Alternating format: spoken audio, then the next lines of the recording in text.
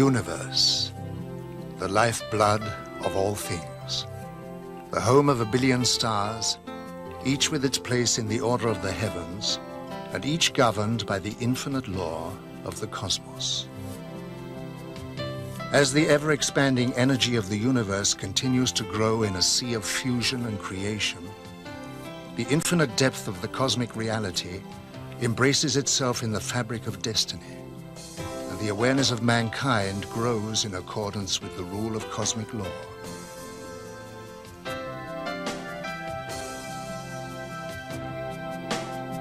Since the dawn of humanity, we have looked out towards the stars as if compelled by an unknown force, telling us, you are not alone.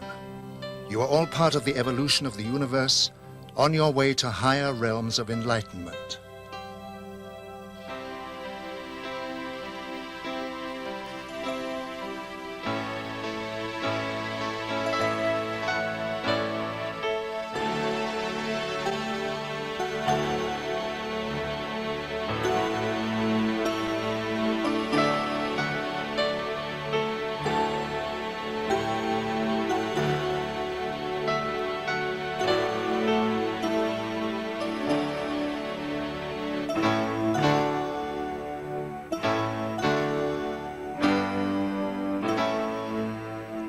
The expanding universe, with its infinite complexities and compelling influences, is the kaleidoscope of man's dreams. With new attitudes and new points of view, our understanding is growing, bringing scientific influence towards new horizons. At last we are beginning to grasp the meaning of the primeval commandment, "Know thyself," which is inscribed over the portal of Delphi. Today we have a new model concept of science which proves that all natural systems, from minerals to man, inherit a collective memory of their kind.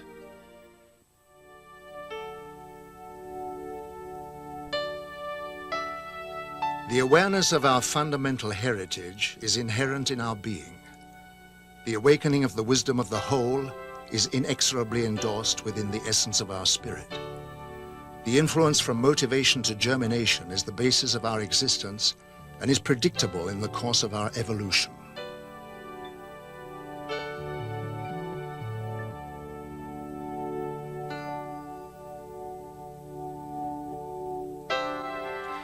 The pyramids reveal the wonders of our ancient past. They harness their proliferating energy from the cosmos that it may be utilized by another civilization in its many fields of endeavor. Our awareness of the origin of these citadels derives from past generations. It is inherent in the soul of civilized man to build such structures, reaching towards the source of unseen powers. The challenge of future accomplishment is the driving force behind human progress.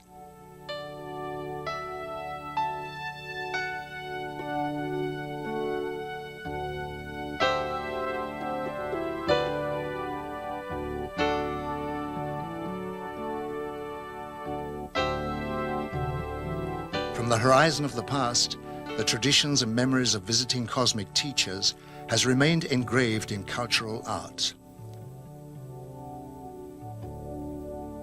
This tradition dates from the era when spacecraft visited Earth from distant worlds.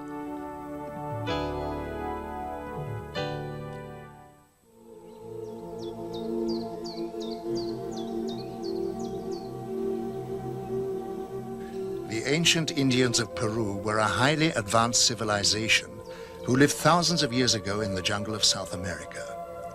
Their traditions speak of visiting spaceman. At their reservations are the amazing Nazca lines, which are etched into the earth and which are acknowledged as being aircraft runways and landing sites. Artifacts of great age have been found which closely resemble aircraft of today.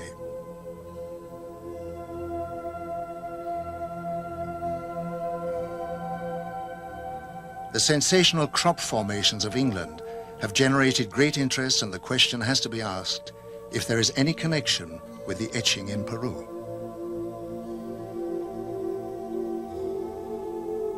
Ich kenne die Hopi-Indianer sehr gut. Sie leben heute in Arizona.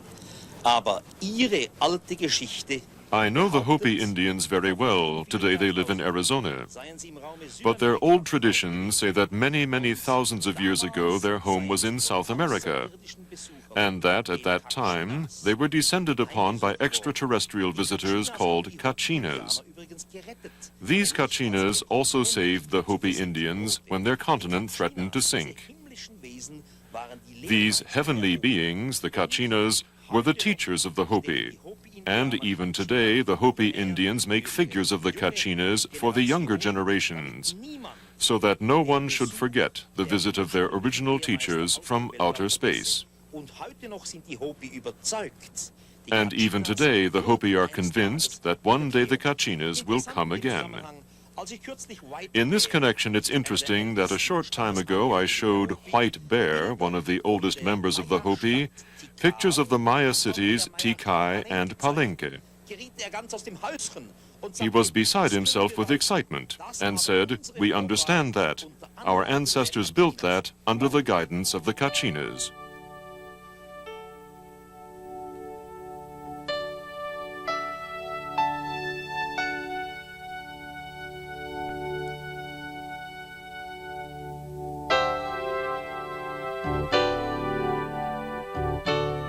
The great energy source of the cosmos can be extracted and focused to form a very potent electrical and magnetic power form. It is a power of great destructive potential, and the ability to control it can only be given to those of higher understanding and achievement. Such power sources were built into the Great Pyramids by another race thousands of years ago, when they needed recharging facilities for their spacecraft while on reconnaissance flights around the universe. The units were built within the protective framework of the pyramids to protect them from discovery. As the world focuses on the mystery of the Egyptian temples, our space probes have located similar strange pyramids on Mars. The readings of the early Bible told many stories of Earth being visited by heavenly teachers on blazing chariots who gave information of great wisdom. They told of how they had always been in the sky and would return one day. This is one of the prophecies of the Bible which was taken from the word of the visitors. How did modern man go about interpreting these holy clues?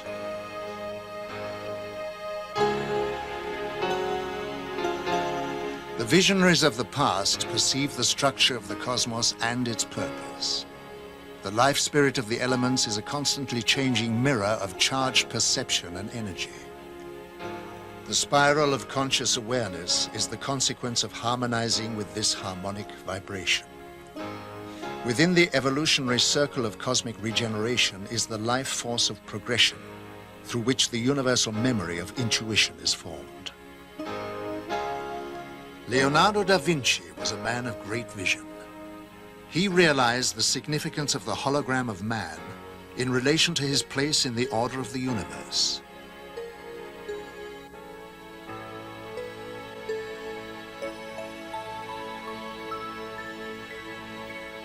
Many of the first astronomers studied the sky principally from an ideological standpoint. Galileo Galilei applied himself to analyzing the cosmos with a view to finding out just how it worked.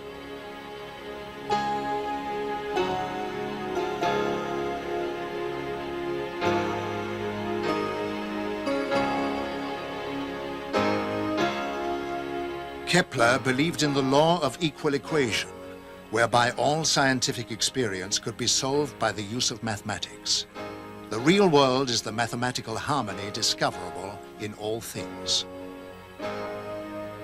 He also had visions involving space travel, and this already at the beginning of the 17th century. In a letter to Galilei, he wrote, "Let us create vessels and sails adjusted to the heavenly ether, and there will be plenty of people unafraid of the empty wastes. In the meantime, we shall prepare for the brave sky travelers maps of the celestial bodies. I shall do it for the moon, you, Galilei, for Jupiter."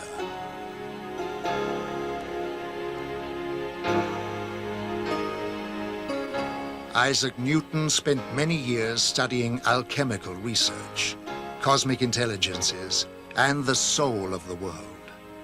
His law of universal gravitation involves a holistic vision. Every particle of matter attracts every other particle. Everything is interconnected, but in Newton's opinion, such a force could not arise from the particles themselves. They had no such attractive power. Rather, said Newton, gravitational force depends on the being of God. It is an expression of his will. This aspect of Newton's thought was soon forgotten, however. The hidden forces permeating the space of the universe were soon attributed to matter itself. They arose from material reality rather than from God. And when God was finally dissolved completely away from Newton's vision, what was left was a world machine in absolute mathematical space and time, containing inanimate forces and matter, and entirely governed by eternal mathematical laws.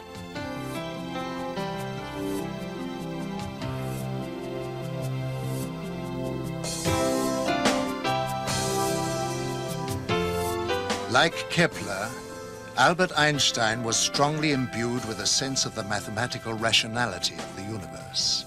He wrote, "The individual feels the futility of human desires and aims, and the sublimity and marvelous order which reveal themselves in both nature and in the world of thought. Individual existence impresses him as a kind of prison, and he wants to experience the universe as a single magnificent whole." What a deep conviction of the rationality of the universe, and what a yearning to understand Kepler and Newton must have had to enable them to spend years of solitary labor in disentangling the principles of celestial mechanics. Only one who has devoted his life to similar ends can have a vivid realization of what has inspired these men and given them the strength to remain true to their purpose in spite of countless failures. For 10,000 years, man has tried to equate with the enormity of the cosmos. The concept of an evolutionary universe, which started with gods from the stars, spaceships and telescopes, will carry us into a totally changed life.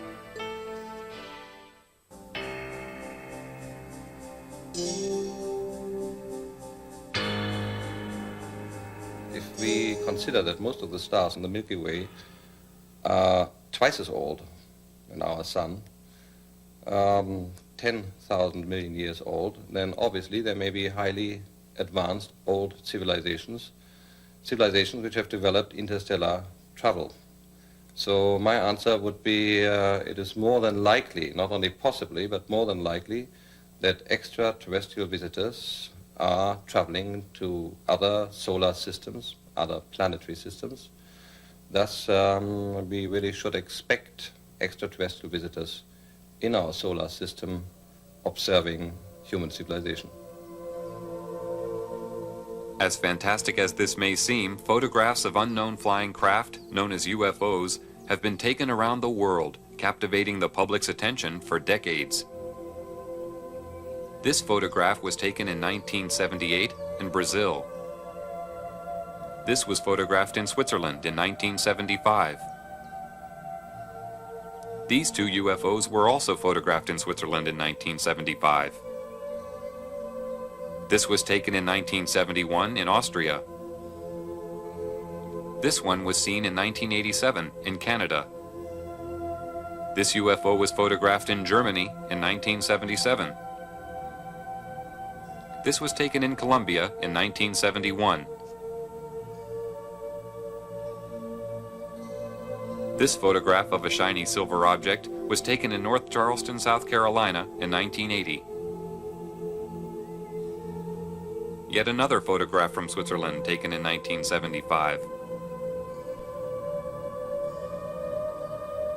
This UFO with a cloud-like vapor was taken in 1974 in Denmark.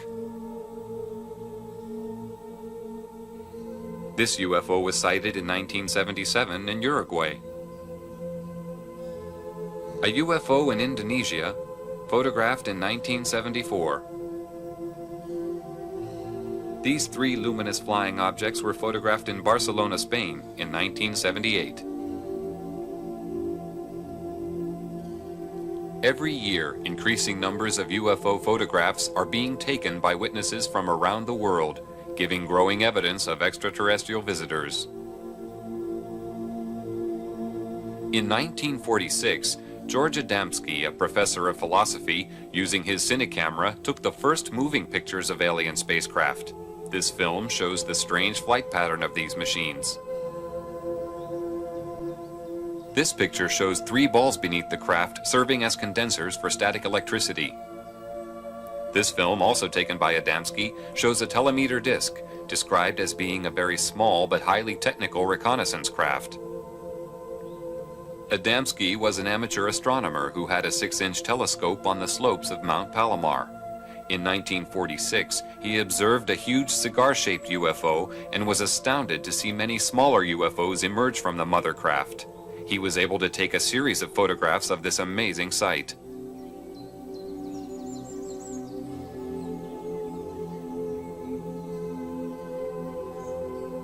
After taking many photographs of these alien flying machines, an event took place which would change the course of Adamski's life. On November 20th, 1952, he had his first contact with a human-looking alien visitor. Adamski was walking in a desert canyon in California when he came face-to-face with an extraterrestrial standing beside a landed spacecraft.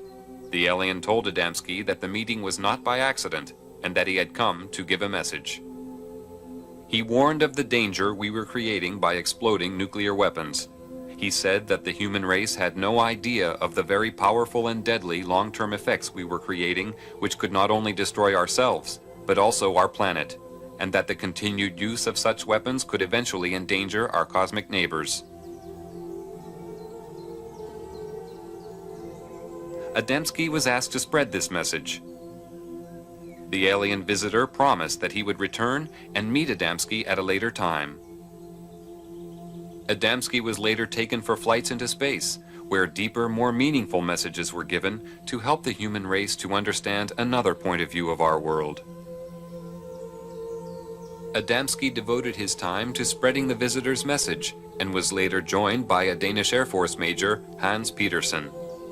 Well, you see, after the contact in the desert, George had an inner feeling that this was not the end of it.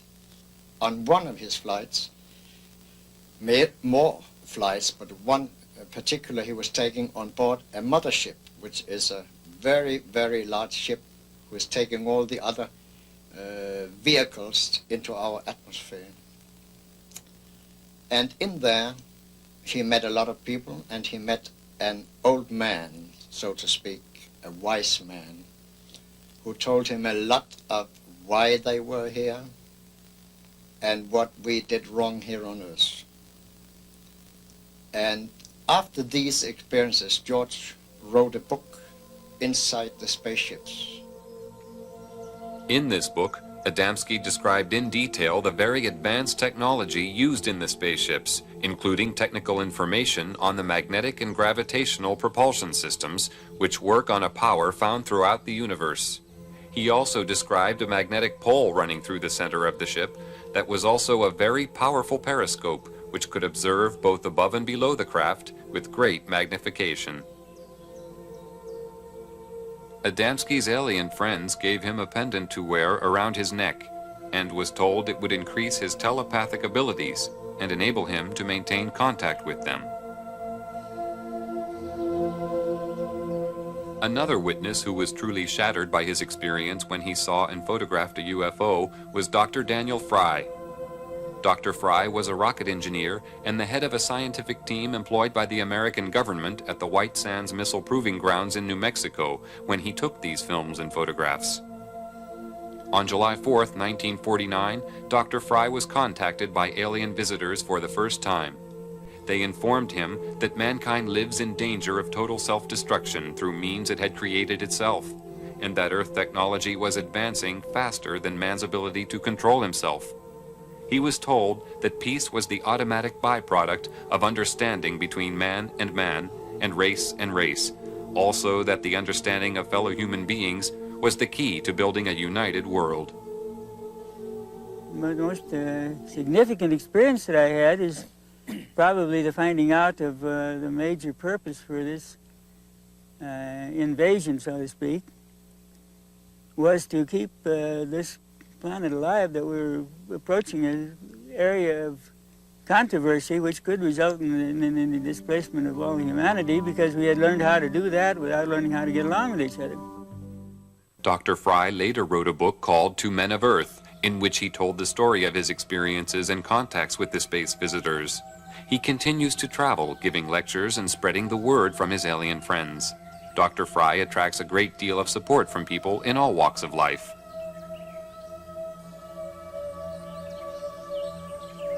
We rushed outside, and there came a spaceship sailing, passing us, making a curve, going down south and coming in from the south, passing over our heads and disappearing to the north. And 1 hour later it came back and passed in low altitude, and it passed the moon, which has come up meanwhile, so you could see it was an Adamski type saucer. I've been so close to them. I have had the telemeter disk, the small flying saucers which are making reconnaissance within 75 meters, 2 of them. I have one being disintegrated on my terrace. I have seen flying saucers, the George Adamski type, within 200 meters in front of my car.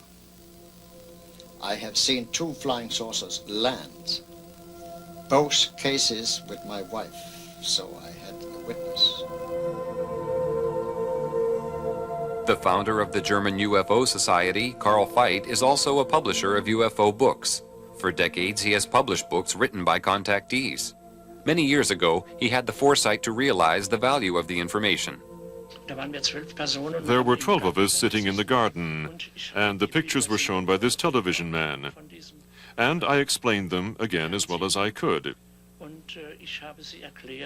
And in the middle of my explanation, the baby daughter, she was the youngest member of this family, called out, "Daddy, what is that?" and pointed up. We were all looking at the screen, and then we also looked. And there, vertically above us, or nearly vertically, there was a wonderful large UFO, rather low. Of course, we were all amazed. We gazed up, we waved, and in a way gave thanks that they had come during the UFO lecture and wished to greet us, or to say, "Yes, we are here, the ones you're talking about."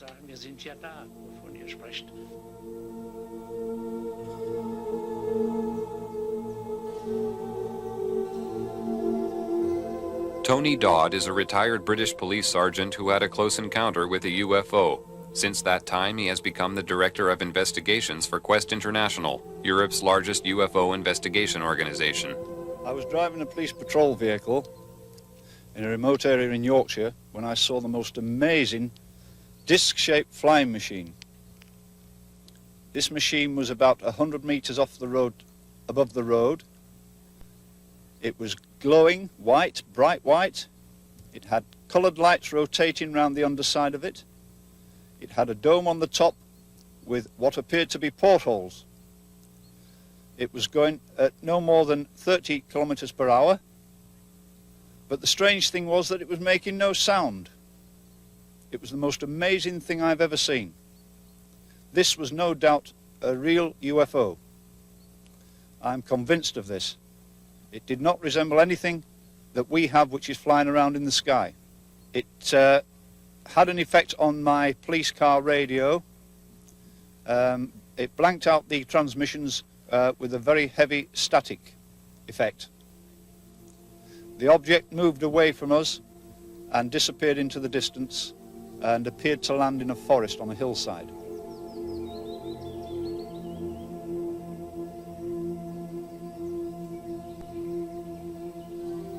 George once told me that they work in all countries, all over the world. And they live among us, they have jobs.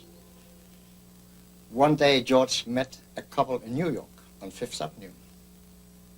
He was looking in a shop in the window, and a couple passed him with a little boy between them. And he got this strange feeling that they were space people. And he put a thought towards them: are you space people? Then come back. They turned around and came back, and said, your thought is correct. Adamski was given insight into the purpose of his life by his extraterrestrial friends. And in this sense, all these people who have come into contact with extraterrestrial beings are confronted with these wonderful facts, and they have also had an insight into their lives. Why they are here.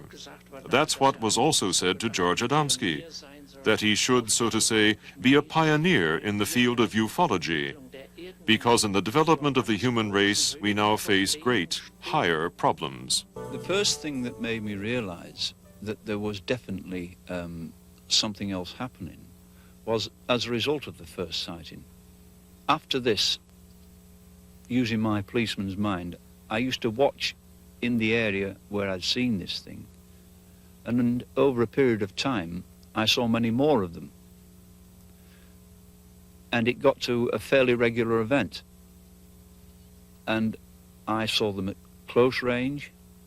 I saw them doing aerobatics, almost on occasions as if they were doing them for me, on very remote hillsides.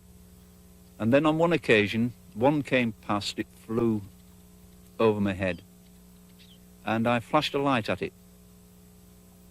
And this thing turned round and came back. And as it got above my head, this was only about 25 feet above the ground. It had a long light on the front of it, a long elliptical shaped light. And as it got to my position, the light increased in intensity, went down, and then increased intensity and went down again, almost as if it was signaling me back. And then it turned and flew off again. I knew at this time this was an intelligently controlled machine who was acknowledging my signal. I was certain before this time that there were alien craft flying around, but this particular incident really convinced me of this. So where are our alien visitors coming from? Or is it possible that they've been here all the time? If so, where? Military and civil airline pilots from around the world have constantly reported having the most unusual experiences in the skies, including contact with UFOs. On September 19, 1979, a UFO followed a military aircraft over Germany. This is a close-up of the object. This B-52 Canberra bomber was flying over Edwards Air Force Base in California in 1954 when a UFO was seen near the aircraft. Here is a close-up of the UFO.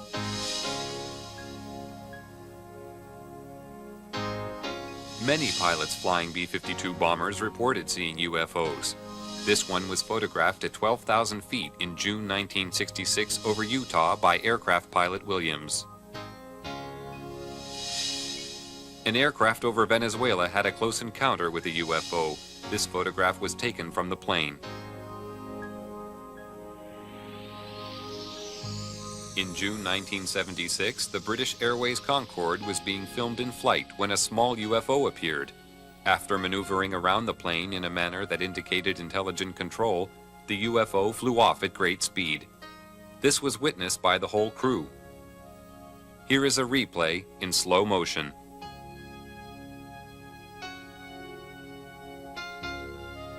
Of the hundreds of UFO sightings made by aircraft pilots every year, the most amazing one was filmed from a commercial airliner by passenger Gene Oldfield as the aircraft cruised at 9,000 feet over Stafford, England on April 2, 1966.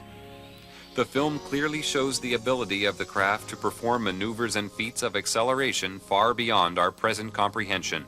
Here is the film again in slow motion. This photograph was taken on February 7, 1979 at Zurich Airport when a glowing UFO bathed in a bright light appeared in front of an aircraft. On April 14, 1977, a Swiss airline pilot had an encounter with a UFO. Hans-Georg Schmidt suddenly saw an object moving rapidly towards his aircraft. It stopped approximately 3 miles away, glowing intensely, and then shot off again. Both military and civil ground radar units who were tracking the object later informed the pilot that the UFO had moved at 5 times the speed of sound. At 9 p.m. on January 4th, 1988, Captain Dowie Stahl noticed a light in the sky ahead of his position. The object appeared to descend and then started to dance from side to side. It then climbed back to its original position. Pilots who witness UFOs while in flight are required to complete an official but confidential report.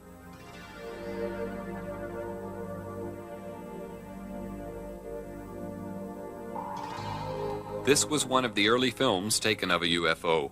The dramatic movement of the object showed rapid, almost instantaneous changes of speed and direction, which sparked intense curiosity and confusion among the public and scientific community. No earthly aircraft of the time could perform like this. While filming from a helicopter for the U.S. Navy on April 15, 1966, Lee Hansen, a professional photographer, shot these pictures of a flying object at Catalina Island, California. The craft, which had no wings or tail fins, was 30 feet in diameter and moving at approximately 150 miles per hour. No signs of a propulsion system were visible. This film, shot by James Waters in Colorado on July 23, 1963, shows a UFO moving across the sky at tremendous speed, followed by a second one. This is the same film at 1/12th speed. An analysis showed that no earthly aircraft could possibly fly so fast.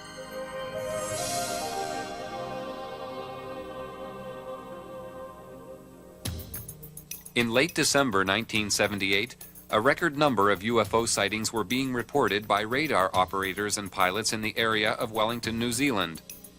Just before midnight on December 30th, 1978, Quentin Fogarty, a reporter, and a television team took off in an Argosy aircraft to fly to Christchurch. Shortly after takeoff, Fogarty was informed by ground radar that they were being followed by several UFOs. During the 50-minute flight, UFOs were seen and filmed by the crew. The UFOs were described as having a luminous base and a transparent top. The objects were performing incredible aerobatics. This movement was captured on a single frame of film. The following sequence of photographs and film was taken by the astronauts.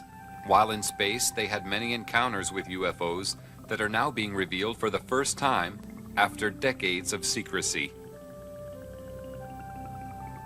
On the Gemini 4 spaceflight on June 3, 1966, astronaut James McDivitt took a photograph of this cylindrical object. On the mission of Gemini 7, astronaut Frank Borman reported seeing these two objects flying in formation. On the Mercury 1 mission on February 20, 1962, John Glenn took this picture of two glowing objects. On the Gemini 11 mission, September 13, 1966, Pete Conrad and Richard Gordon observed a cluster of UFOs alongside their craft.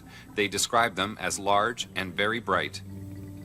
During the Apollo 11 mission in July 1969, Neil Armstrong and Buzz Aldrin saw these two UFOs, which were in orbit around the moon.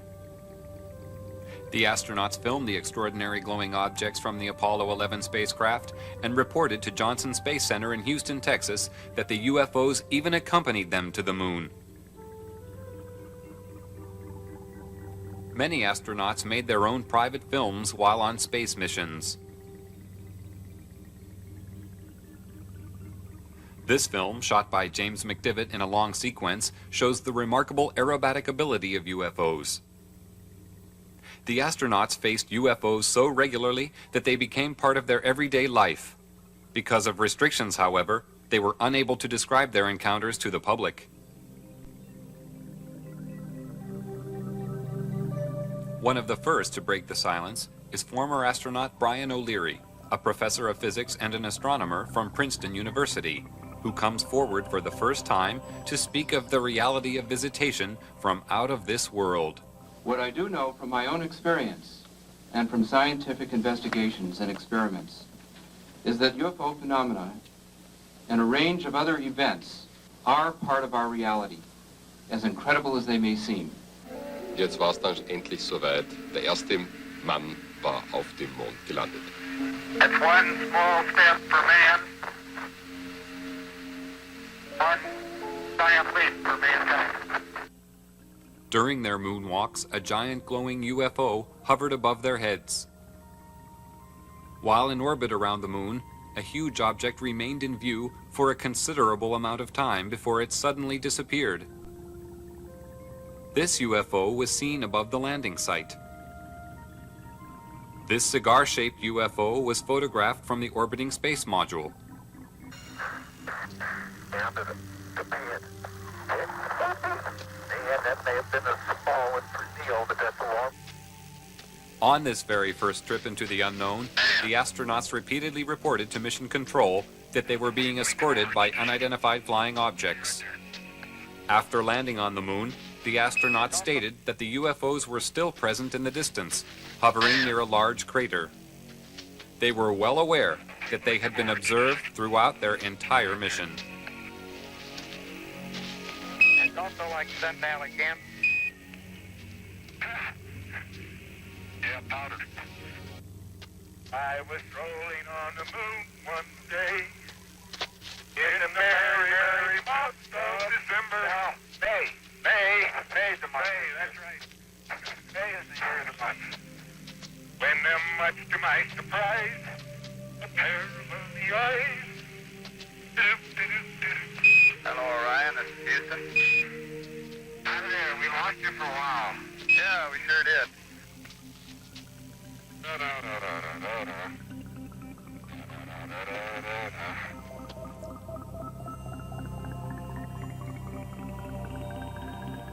The momentous leap to the moon led to the dawning of the space age.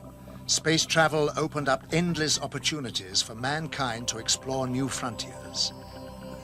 NASA's plans are already well underway for colonies to be developed on other planets, beginning with Mars. Space offers unlimited growth. You cannot force any living form to stop growing. People need to grow, and they need to have more elbow room and new frontiers. And the opening of space provides that. And so the moon, and particularly Mars, as a new living environment, will provide hope for future generations, many decades in the future, to continue to grow. If we don't do that, Earth remains closed, and we would have to stop growing totally, entirely. Otherwise, we would destroy ourselves and the environment. And I don't think that this proposition of stopping to grow will be accepted by any living form, including humans. People want to grow. People want to have children. The compelling influence of our origins is the energy which fuels life itself. The purpose of our existence is to move ever closer to the source of creation by the expansion of our horizons and species, to explore the frontiers of infinity, which are our inheritance. The other aspect of it is, in order to continue our internal growth, we need to do external steps. In my feeling, I've always been confident that for every step we take on the outside, we have to take also a step on the inside, deeper down into ourselves. There is no way for us to explore Mars or to explore the universe if at the same time we don't also explore ourselves and become more complex humans, more rounded, more holistic humans. It is not really a necessity. I think it'll just happen anyway. It's a law. It's a natural law that if we do any step out to Jupiter and to Mars, and if we send our space probes out, we will change, whether we want it or not. It's a change in consciousness, and we will start asking questions which we have never even thought about years before. Just seeing the Earth from space as an individual little ping pong ball has already caused a revolution in the environmental area. The environmental people have put the Earth as photographed from space on their banner, as a symbol, as a mandala. So space and its overview effect, the view of Earth from space, has helped to initiate a revolution of Earth's consciousness, of people becoming conscious of Earth as a vulnerable spaceship which they need to keep in repair and maintained.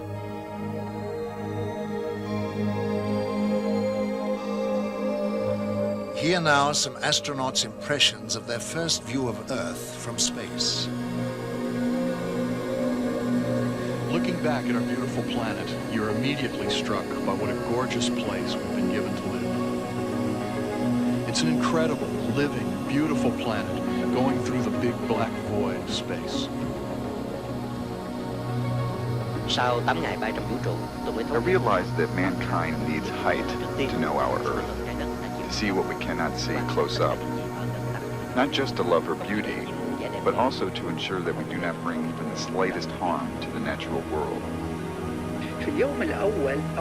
The first day or so, we all pointed to our countries. The third or the fourth day, we were pointing to our continents. By the fifth day, we were aware only of one Earth.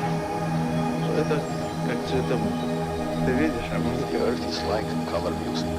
You see the colors and the music springs in your soul. Our planet is so vulnerable and needs to be taken care of.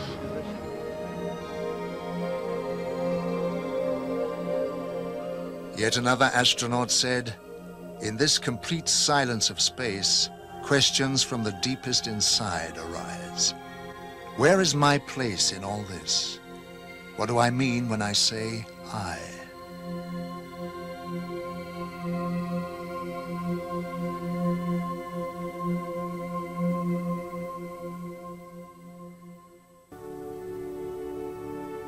Within the heart of this living miracle of creation, science has begun to detect the presence of other dimensions of existence, living in parallel worlds to our own.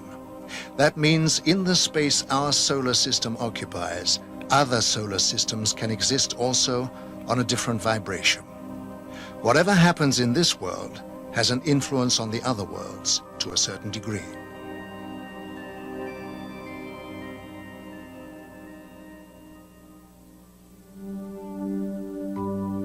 Ability to imagine the concept of our technology restricts your understanding of intergalactic travel. Movement through time and space is a natural result of our scientific achievement. The existence of parallel worlds with one race living in the same space as another is not yet fully understood on Earth. Our craft move from dimension to dimension by altering our state of molecular vibration and merging with the new one. This action gives the impression that we suddenly appear or disappear from your sky. Speed is of no significance in space travel. All movement is achieved by molecular interchange. When we come from other dimensions, we materialize and become visible to you. We sometimes do this to make mankind slowly aware that he is not alone. You see many of our smaller craft in the lower atmosphere, but these come from much larger motherships of many sizes which are stationed around the Earth.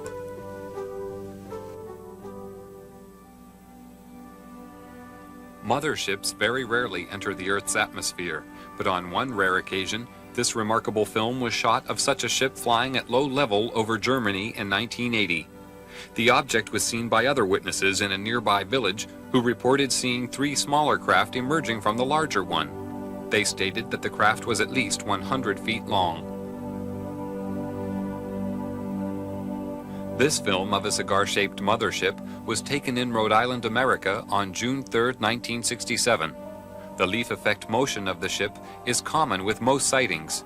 Craft of this size and shape have been reported all over the world.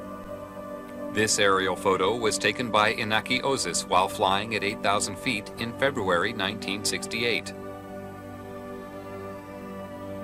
Probably the same cigar-shaped mothership was photographed in Texas 10 days later. Over the following few days, an object fitting a similar description was reported by various witnesses. My personal views on UFOs are that these are alien-piloted vehicles. When I say alien, I mean alien to anything we know. That possibly they come from other worlds, but I think it's highly likely also that they come from other dimensions, other time spheres, and that there isn't one type of alien coming here. There are probably many of them, all from different areas. When people report these things, we get such a variety of things reported, so many shapes, so many forms, and this appears to cause the confusion because there is such a variety of these things. But really speaking, if these things are visiting us from a whole host of different areas, one would expect them to be different forms, different machines. And I think this person is the answer to it.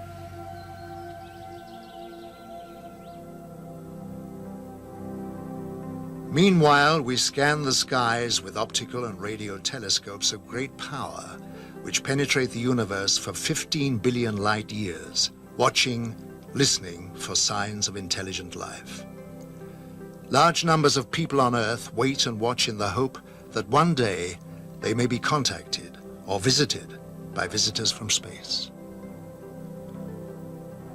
In Russia, a large crowd of people who had gathered to watch a famous singer being filmed saw more than they had bargained for when a UFO suddenly appeared above their heads. The camera crew quickly focused their camera on the object and recorded an aerial display that lasted several minutes.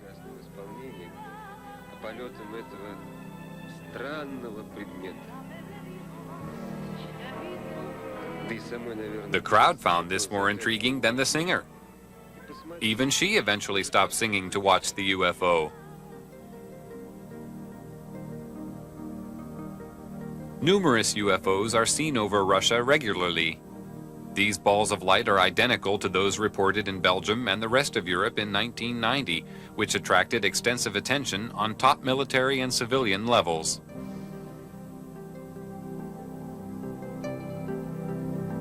In April 1990, this cigar-shaped UFO was filmed over Russia by an amateur. These flying objects are now acknowledged by the Russian military as being alien flying machines.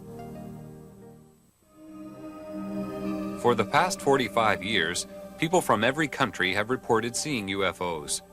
The descriptions of these objects have been all too similar, despite the fact that the witnesses live thousands of miles apart. Witnesses include astronauts, pilots, scientists, and police.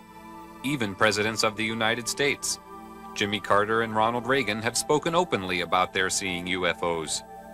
Since 1945, an estimated 5 million UFO sightings have been reported from across the world. Most sightings are of singular objects, although many are of 2 or 3. In some cases, large formations have been spotted. The greatest number of UFOs usually appear after 9 p.m. Although a large percentage of these sightings can be explained as natural phenomena, many cannot. Thousands of people are asking questions: what are these UFOs? Where do they come from? Why can't I see one? Why are they here?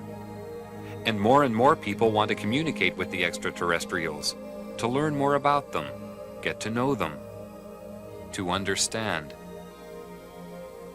And we must continue to investigate this nucleus. It will be worthwhile to take up communication with extraterrestrial intelligences. May one day be not only a rewarding element in our lives, but it may guarantee our survival. Other civilizations are trying to convince us that technology has a more meaningful purpose when used for the good of all.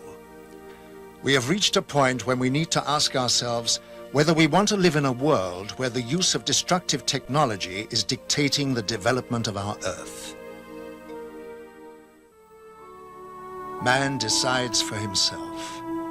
The alien visitors have achieved a high understanding of the forces of nature and harmonize with the many variations of the 4 elements, their creative energy, and their higher dimensions. We are now beginning to realize that this vast knowledge of the cosmos must be the basis of our new science.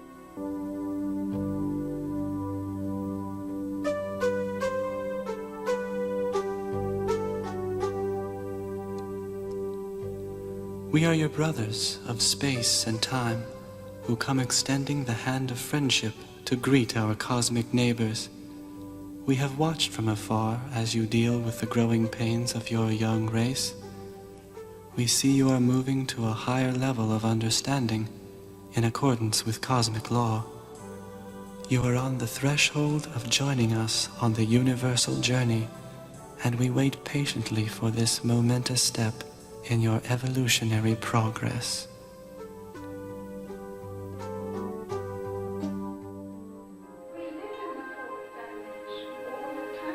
Elizabeth Clara is one of the most important alien contact cases of all time. She was born in South Africa in 1910 and is a woman of great wisdom. Between the years 1954 and 1963, she had many meetings with another race. One man, whom she called Akon, told her that he was from the solar system of Proxima Centauri. She developed a deep friendship with Akon. He took her on a 4-month visit to his home planet of Meton, 4.3 light years from Earth. Meton is a world with 2 suns. She was told that space was a big laboratory and was given great knowledge about the universe. She understood the structure of the cosmos and the laws of light frequencies immediately, and as requested, she passed her knowledge to science, where it was of great benefit. She later went on lecture tours and wrote a book where she shares her insight into the structure of the universe and passed on highly valuable scientific information to the world. She said, "The road to the stars unfolds within a spaceship of great beauty and simplicity, generating her light from the cosmic plasma of eternity, never faltering, always alive and pulsating, shaped like a galaxy with a halo surrounding her and the shock wave glowing. All of creation is light, the key to the universe. The whole of existence throughout the planetary systems, the stars, the depths of interstellar space are all made up of visible and invisible waves of light. To the seen and unseen, to all energy, substance, liquids, gases, and all life, the release of the microatoms of light from oxygen is the source of all life. The electromagnetic waveform, or light. It forms the building blocks of the cosmos in which we have our being, as microatoms of light in greater unities are equal to atoms. Mind forces, spiritual strength, soul attainment, and thoughts are all made up of different speeds in the wavelength of light, or microatoms. Electricity is microatoms of light, while sound and color occur when the microatoms have different speeds. And when microatoms are stopped, they create heat. Light is an intelligent energy which can be thought into existence and substance. The pattern of microatoms of light changes with changing thoughts, when one achieves the formula for the harmonic vibration of light. The key to all life and the universe lies in harmonic interaction of light. The mathematical formula for all transportation lies in the vibratory frequencies of light harmonic, with anti-gravity waves and time waves, which are simply the frequency rate between each pulse of the spiral of light. By controlling this frequency rate, the flow of time can be varied, and one simply moves within one's environment, within the protection of the spaceship, instantaneously from one planet to another, or one solar system to another, where time, as a geometric, is controlled or eliminated.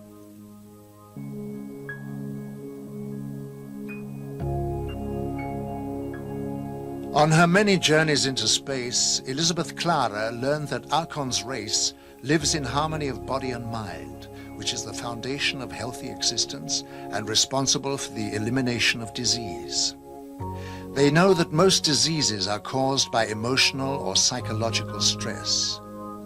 Akon told her that all cosmic neighbors looked at our world with watchful eyes. They see that the natural world is dying through the imbalance which we are creating in nature, reducing the resources we live on, and they are out there waiting to help. When asked why they didn't come more often, they said, to come here, we have to make many kinds of adjustments to the body, because we are uncontaminated.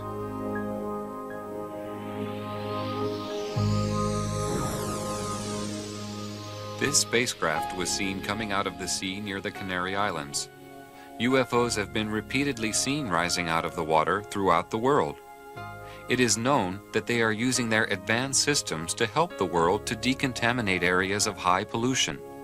For instance, green fireballs are appearing in areas of high radioactivity for the purpose of neutralization.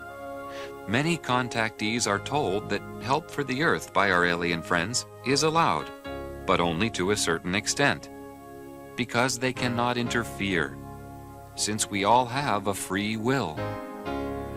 This is a cosmic law.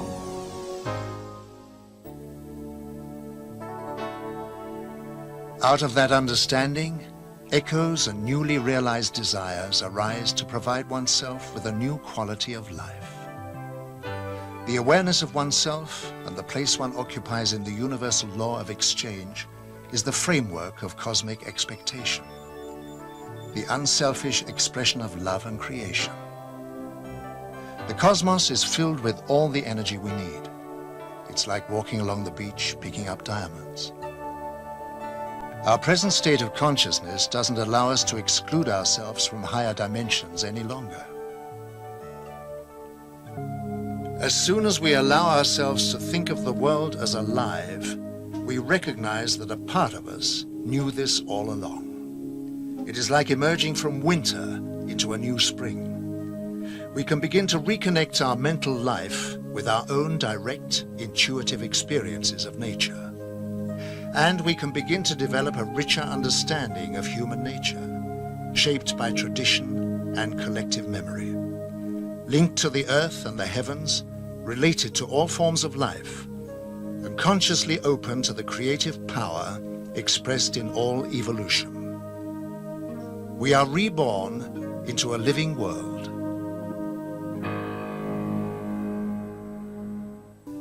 Go forward in love with the knowledge that the truth of your future is already written in the halls of eternity, and your destiny is assured. Follow the teachers of wisdom and truth as you go forward with the understanding that you are the seed of the Creator. The Creator is you.